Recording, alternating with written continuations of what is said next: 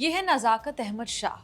कश्मीर में tourist guide हैं। सर्दियों में 3 महीने के लिए छत्तीसगढ़ में शॉल्स का भी कारोबार करते हैं। छत्तीसगढ़ के चिरमिरी से घूमने आए कुछ कपल्स और बच्चों को कश्मीर घुमाने निकले थे नज़ाकत अहमद शाह। 11 लोगों के इस ग्रुप को आतंकियों से बचाने की वाहवाही नज़ाकत अहमद शाह को अब मिल रही है। नज़ाकत ने पहले टूरिस्ट को श्रीनगर घुमाया, गुलमर्ग, सोनमर्ग और फिर अंत में पहलगाम घुमाया, पहलगाम की तरफ ले गए। बैसरन घाटी, जिसे मिनी स्विट्जरलैंड के नाम से जाना जाता है, वहाँ टूरिस्ट को घुमाया, उन्हें फोटो वगैरह खिंचाई, मैगी खिलाई, सब कुछ किया। कुछ लोग 17 तारीख को यहाँ पे आए थे घूमने के लिए छत्तीसगढ़ से, चिरमिरी से, जिसमें 4 कपल थे और 4 लोग, ये 8 लोग बड़े थे और 3 बच्चे थे, 11 लोग।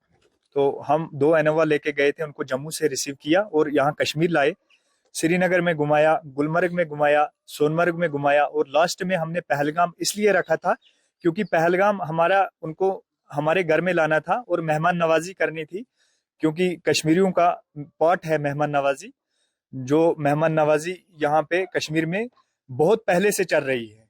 और फिर हम पहलगाम उनको लेके पहुंचे और पहलगाम रात को हम होटल एक्सलेंट में रुके और सुबह हमने स्टैंड वालों को बोला, जो पोनी स्टैंड वाले हैं उनको, और उनसे पोनी लिए हम वहां से निकल पड़े बैसरन के लिए, जिसको मिनी स्विट्जरलैंड के नाम से जानते हैं। बैसरन में जब हम पहुंचे लगभग 12 बजे थे।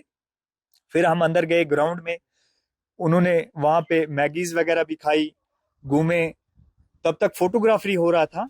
नज़ाकत ने कहा, दोपहर 1:30-2 बजे का वक्त था जब नज़ाकत ने टूरिस्ट को बताया कि घोड़े वाले कह रहे हैं कि उन्हें लेट हो रहा है, लेकिन उन्होंने कहा कि उन्हें अभी और फोटो खिंचानी है। इसी बातचीत के बीच होने लगी अचानक फायरिंग। तो यहाँ तक कि जो लकी भाई है, वो मतलब मैं उसको भाई समझता हूँ, मेरा बड़ा भाई है, मैं उसके पास गया, मैंने उसको बोला घोड़े वाले बोल रहे हैं लेट हो गया, चलो चलते हैं। उसने बोला नज़ाकत इतने दूर हम आए हैं तो थोड़ा हम पूरा फोटोग्राफी कर लें फिर हम चलेंगे।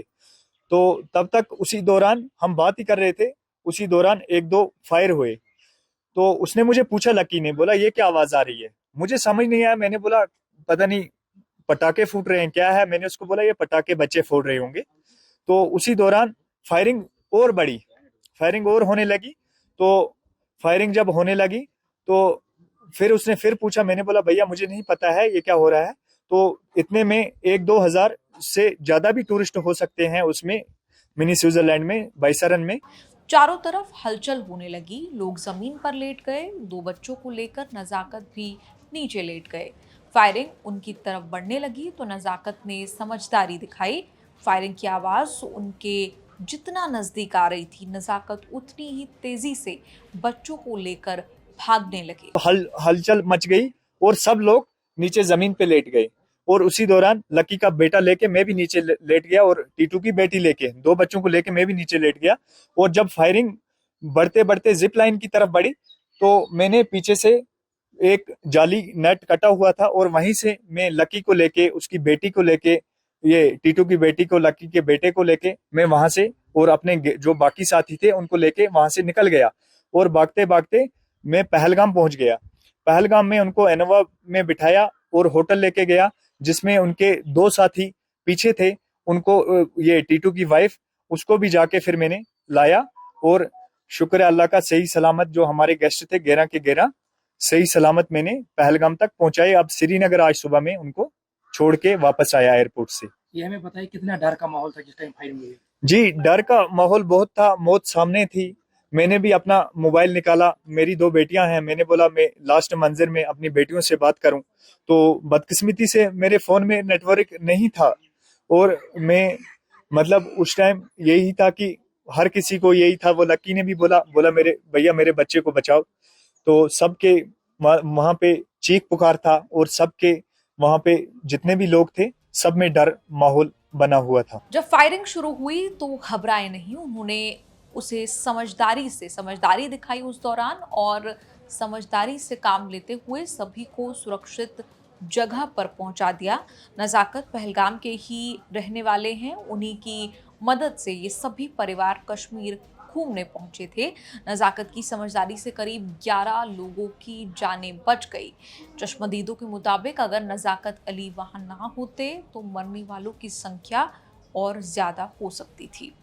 बता दें कि कुलदीप स्थापक की पत्नी पूर्व स्थापक चिरमिरी नगर निगम के वार्ड 13 से बीजेपी की पार्षद हैं। वो भी हमले के समय परिवार के साथ वहीं मौजूद थी।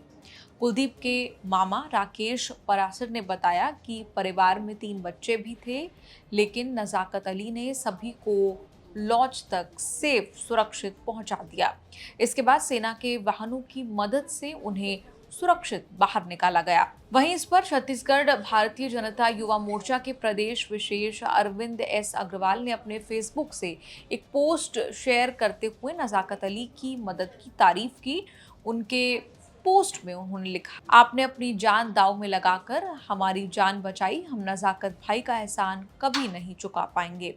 नजाकत पिछले 15 सालों से सरगुजा संभाग के विभिन्न, विशेष रूप से बलरामपुर, रामानुजगंज और चिरमिरी में सदियों से गर्म कपड़े बेचने आते हैं। उनके पिता भी करीब 30 साल तक यहीं काम करते रहे। इस दौरान सरगुजा के कई परिवारों से उनके पारिवारिक रिश्ते बन गए। पिछले साल बलरामपुर में नजाकत ने कई लोगों को गर्म कपड़े बेचे थे। उनकी ईमानदारी की क्षेत्र में सराहना होती रहती है और अब इस बड़े मामले को लेकर नजाकत की चर्चा हो रही है और वाहवाही उन्हें मिल रही है।